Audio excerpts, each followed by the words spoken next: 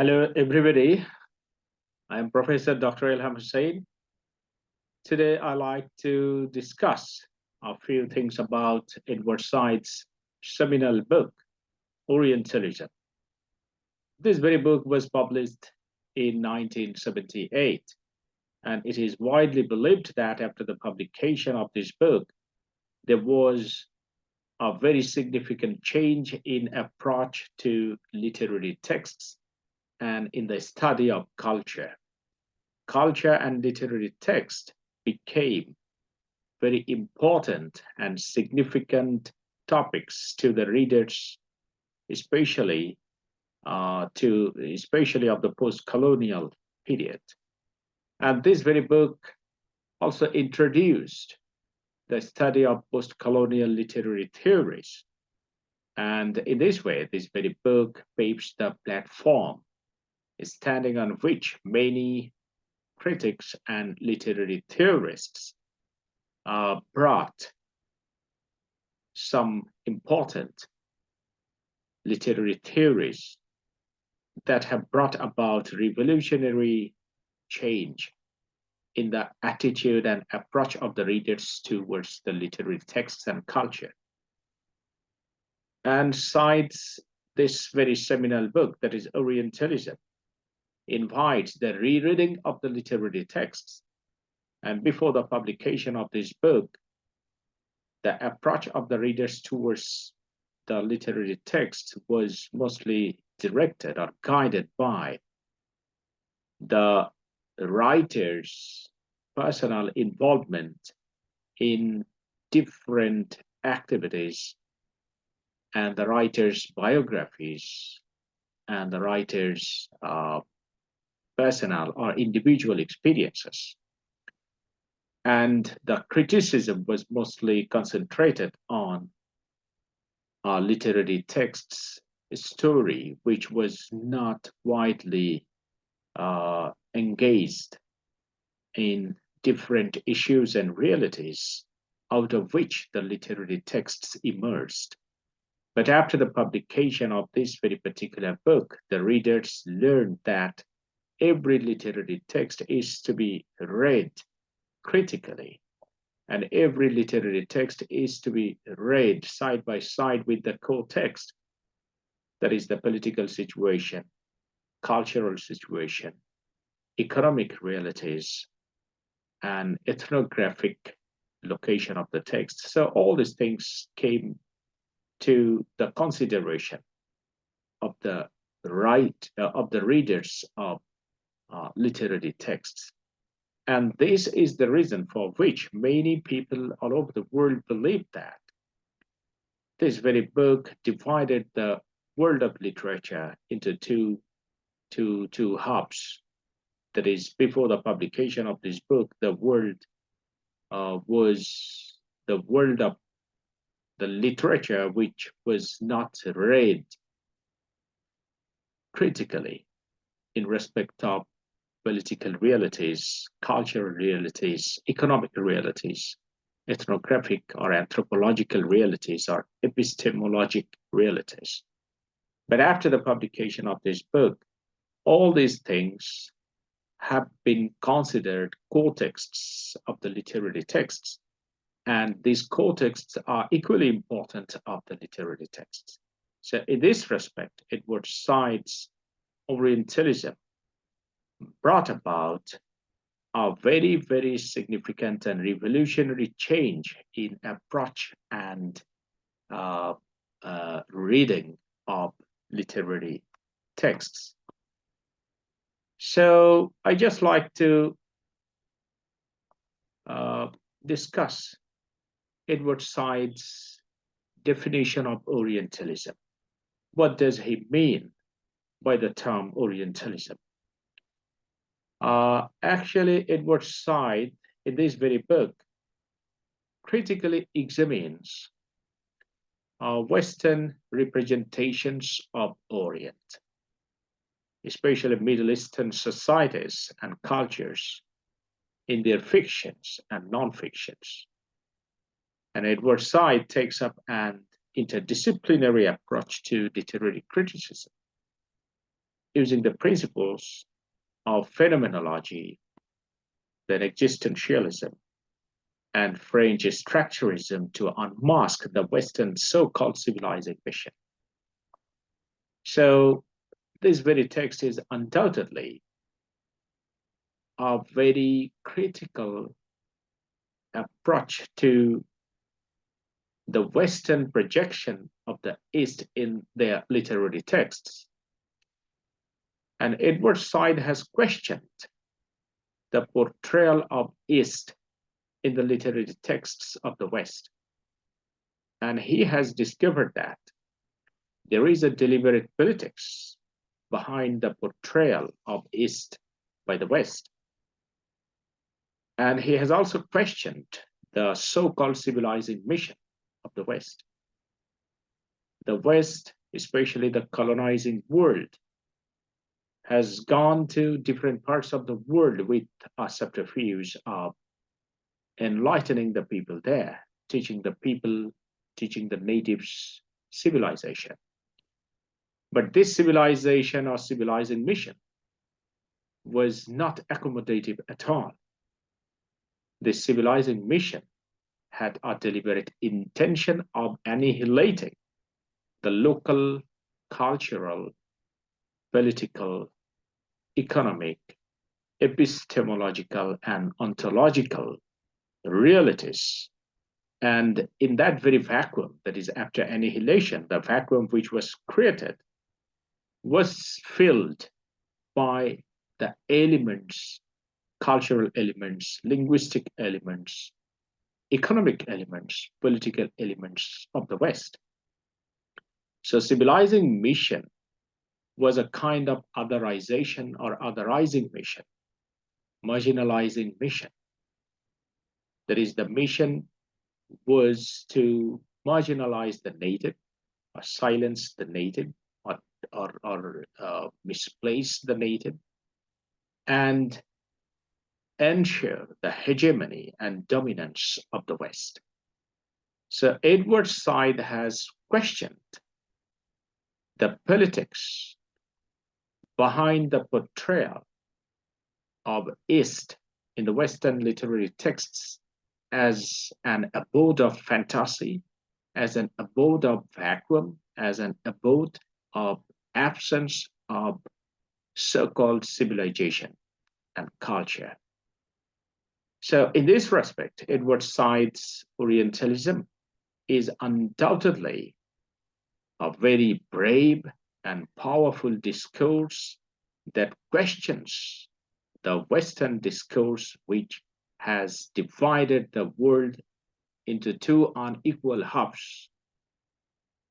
The Occident, which is a binary opposition of Orient, and Orient is always inferior, and the Occident is always superior. So the relationship between Occident and Orient is the relationship of subjugation and domination. Domination on the part of the West and subjugation on the part of the East.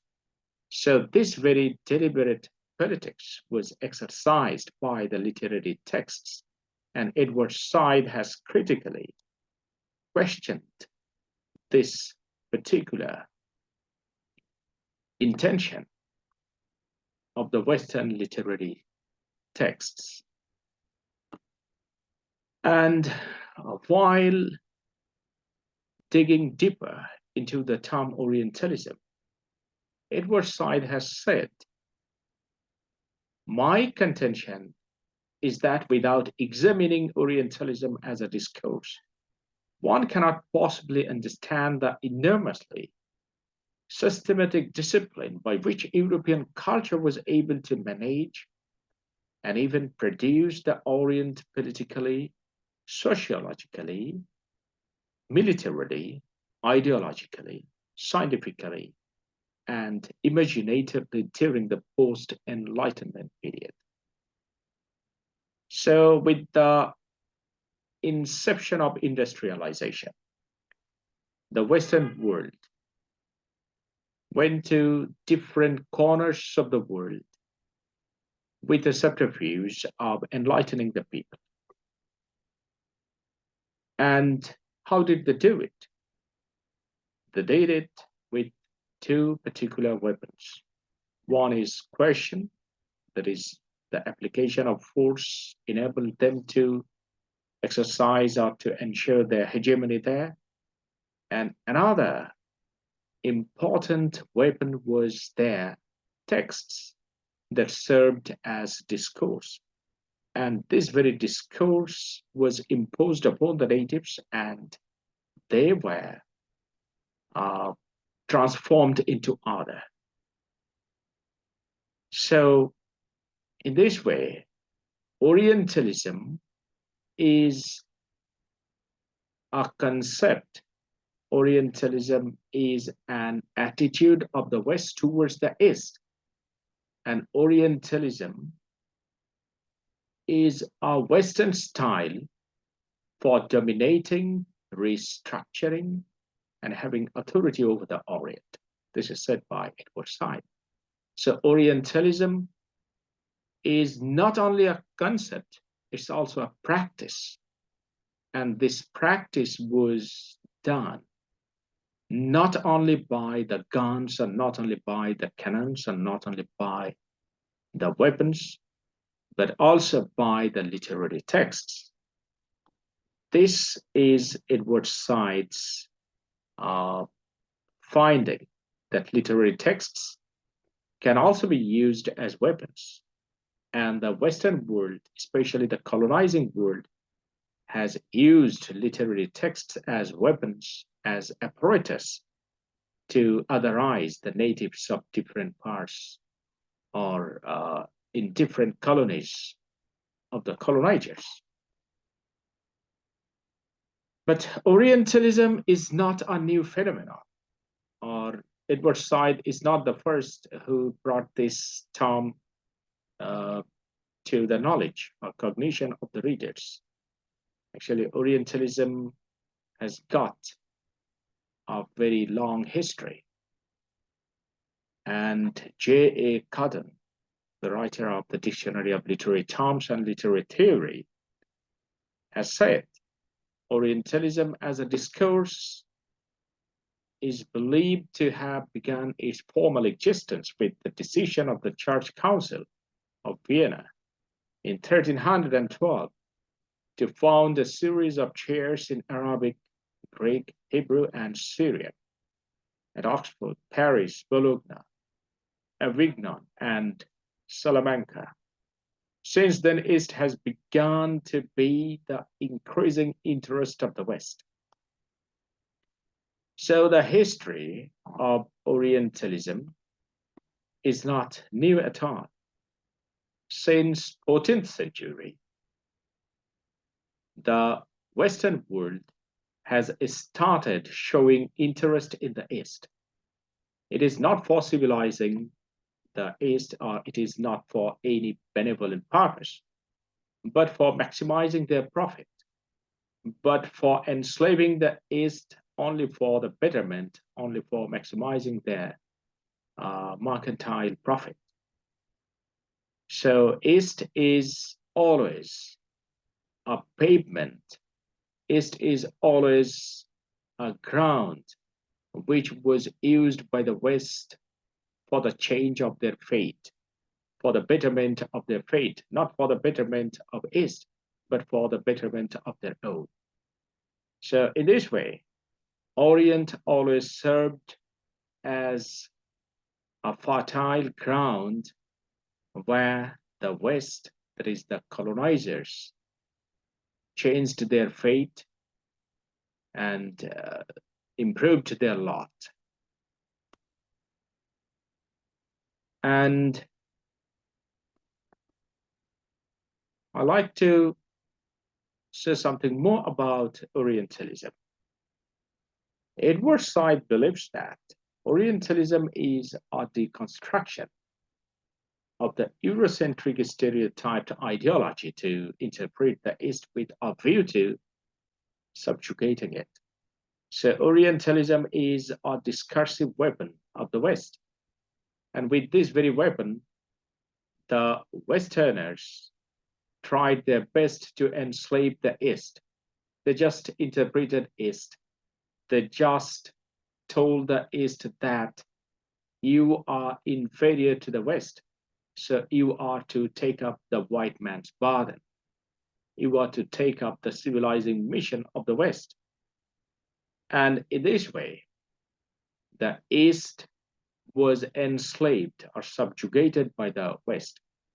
So in this way, we find that Orientalism is not only a concept, it is not only a philosophic term, but also a practice.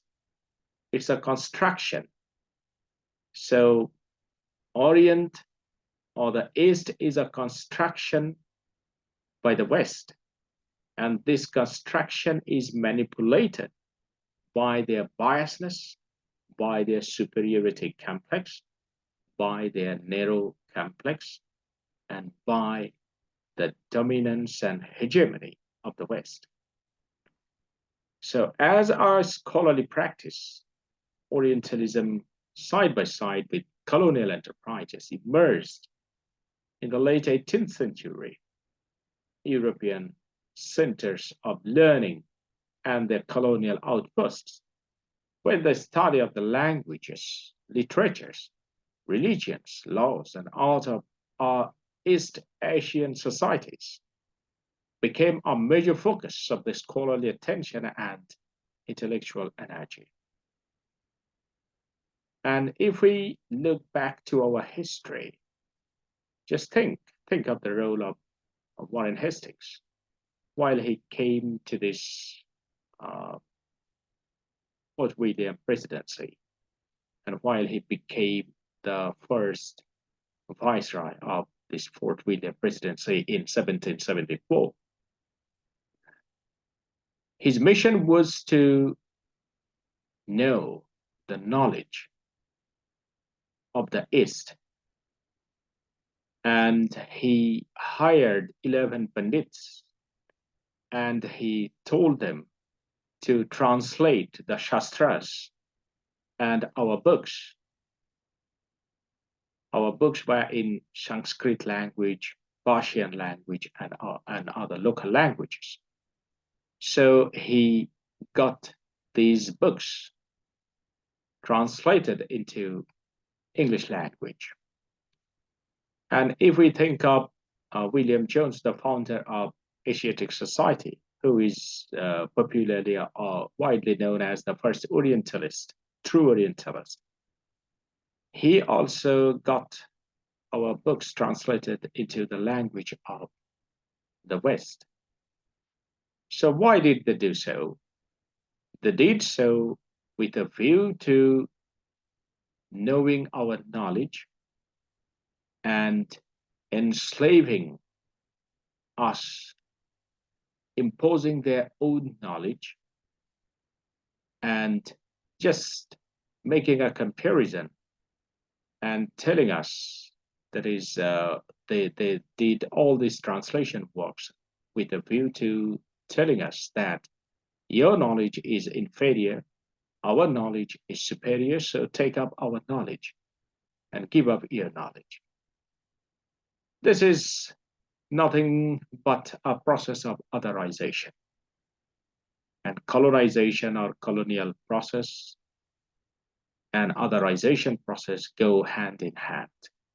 So while a nation is colonized, it is otherized because its culture, its linguistic identity, its epistemological identity, its cultural identity are hijacked, are stolen away. And in that very vacuum, the culture, language, and epistemology of the colonizers are imposed. And we found this very practice in this subcontinent. And to justify this very practice, the books of literature played a very significant role. If we think of Rudyard Kipling's poem, The White Man's Burden, in that very poem,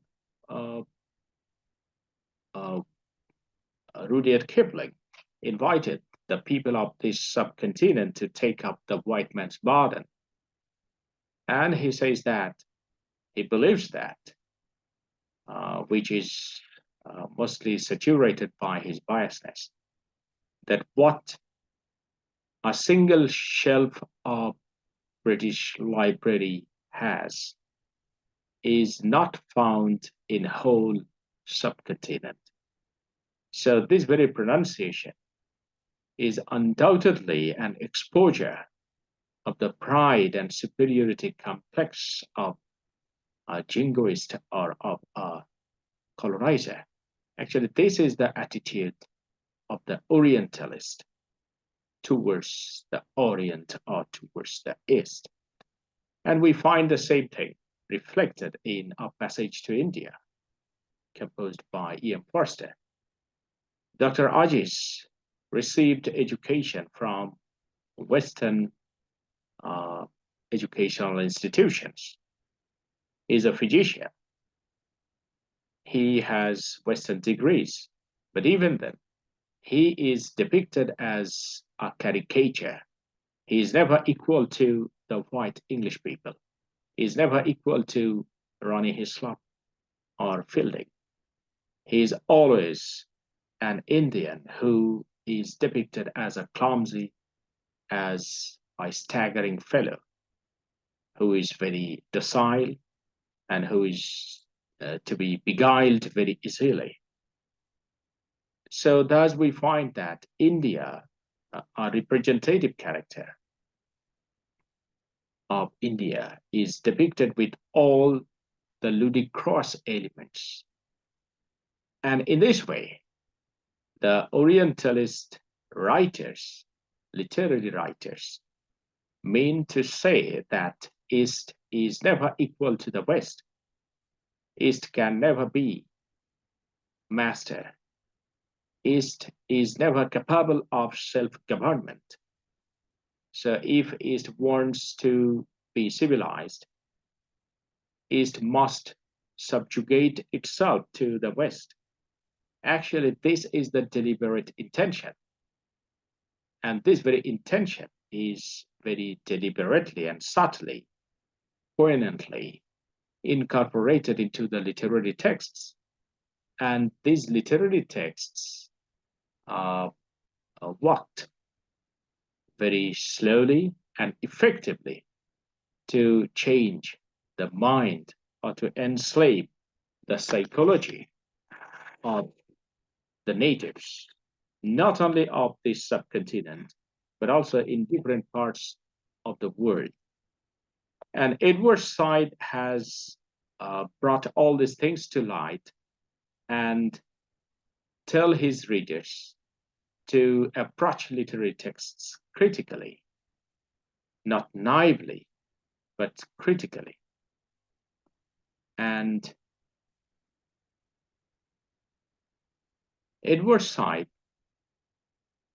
in this way, has succeeded in changing the resonances of the word Orientalism to the extent that its neutral and innocent use is now very difficult, because he has revealed Orientalism as a style of thought based upon an ontological and epistemological distinction made between the Orient and, most of the time, the Occident, and as a powerful political instrument of transforming the Orient into other and exercising hegemony upon it.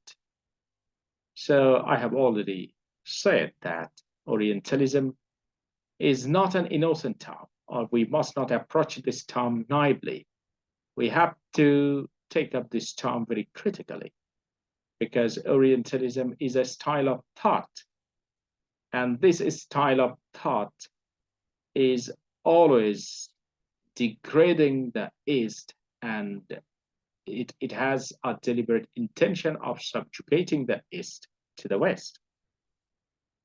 And this very term is also an indicator of the Western politics of otherizing the East. So I think if we who were once colonized and who are still oppressed by neocolonialism in the name of globalization, who are still pressed by imperialism in the name of multiculturalism, to us, to the people like this, the study of Orientalism is very relevant. And Edward Said is very, very relevant to the people like us who were once colonized and who are still branded as third world countries and who are still the victim of imperialism and neocolonialism in the name of globalization and multiculturalism.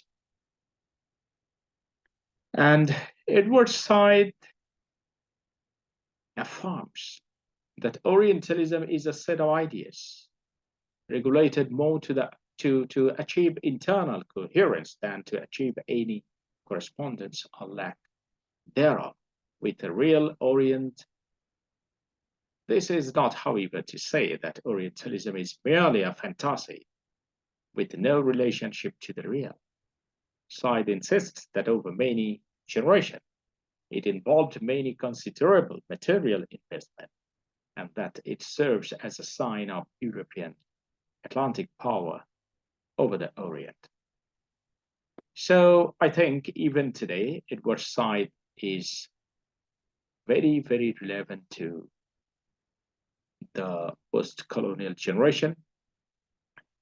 And Edward Said is relevant because we have to question the discourse. We have to question the perception of the West about the East. We have to question the concept of liberal democracy. We have to question the concept of globalization, the corporate economy. We have to question the corporate capitalism. We have to question the crony capitalism, that is the nexus between the capitalists and the politicians. So as all these issues are still pressing the modern generations, I think if we want to address all these issues very fruitfully and effectively, and if we want to define our location among all these chaotic issues and realities, we must go back to Edward Said. So Edward Said is relevant to us. Edward Said deserves to be a very seminal study of the generation which is facing all these propagandas, all these agenda of the first world countries, the first world capitalist countries, the first world countries with nuclear weapons, the first world countries with a lot of military power, the first world countries with cyber technology, the first world countries with all the weapons and capacities to control information. So I think today Edward Said is very, very relevant, and his book, Orientalism, is to be a fit study for everybody, every critical reader of the world. So thank you very much. I wish you all the best, and I wish you a very sound health and sane mind. Thank you very much.